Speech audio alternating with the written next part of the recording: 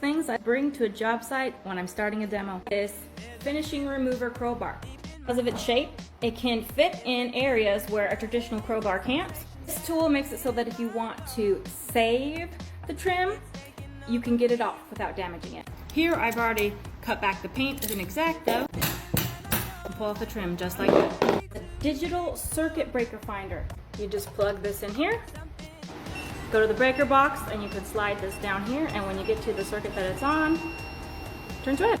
I always bring a couple boxes of these construction disposal bags. They are super durable. I always bring a couple of headlamps.